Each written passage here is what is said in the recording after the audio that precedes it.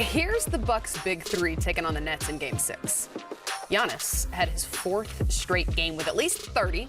Chris Middleton scored his playoff career high, and Jrue Holiday scored his most this postseason thus far. So, Q, when we look at these numbers, is that what's going to be required of these three in order to contend for a title?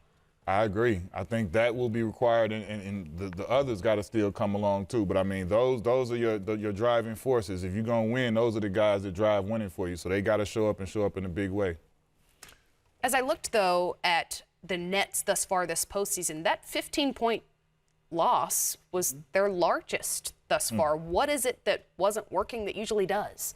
Well, you know, it's hard, Kristen. There's no Kyrie Irving. Of course. There's a 50% James Harden, and obviously all the attention is on Kevin Durant. I need to find Joe Harris. I've been looking, I've been knocking. I got to find him. I can't find where Joe Harris is. I need you to be aggressive. Even if you're not making shots, I need you to run it off screen so hard where two people come and somebody else gets to slip. Then I think also Steve Nash, Timothy Lawau Kabaru. I almost got it right, Kristen, but I need him. You mostly nailed it. I almost got it, but he's aggressive. You got to push that button. But I will say, me and Q was just talking about it. Not Chalamet. 16 Different points. guy, Q. 5 rebounds, 7 assists, 4 steals.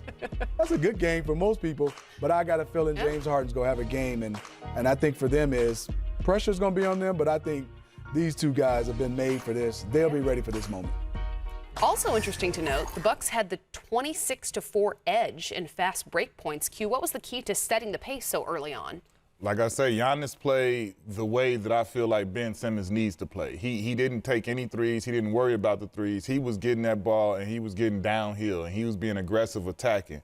And that was the difference. They got the ball. I mean, you saw, like Smitty just said, James is 50% at best right now. He had a couple times where I saw him get the ball, and he stopped the fast break because he couldn't accelerate and push the ball the way he would like to. So I think that's just the two differences. You got, on one hand, you only got KD being a real driving force for the Brooklyn Nets, and they missing Kyrie, and Harden is only 50%. So when you look on the flip side, Middleton had it going. He was aggressive, getting rebounds, pushing it out. Jrue Holiday is always that way. If he gets the ball, he's pushing up the court. But then when Giannis was playing the way that he was playing, that was a whole game changer because he didn't allow any of those things to impact him. He said, I'm not about to shoot all of these jumpers and shoot threes.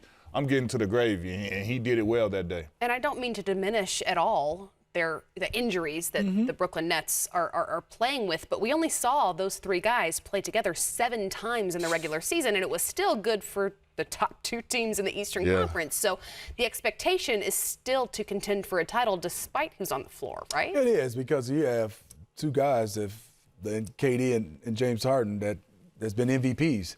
And then obviously you have Kyrie is one of the best ever, at that position also that we look at it. I think the thing is right now is they just haven't had that continuity for them. And I think also those first 2 games, even without James Harden, the Milwaukee Bucks was trying to find answers. And I think right now but the one thing we do know, that guy named Kevin Durant can have a Kevin Durant game like he had the game 5. And nothing you can do. But I think for the Milwaukee Bucks, what you can do is, Q talked about it. He was talking about Chris Middleton pushing the basketball, Jrue Holiday. They are better with those guys with the basketball in hand. Giannis wants to play bully ball, Kristen and Q. Set a screen, take one dribble and play bully ball. I don't want to have everybody set defense watching you because you got to come downhill. You'll hit a couple jump shots, but I want to see him post up because if he's on the block, I want Brook Lopez. I don't want him spaced out. You miss it, we're going to rebound the basketball. I think you got to keep it in Chris Middleton's hands, and you got to keep it in Jrue Holiday's, and they got to push the pace.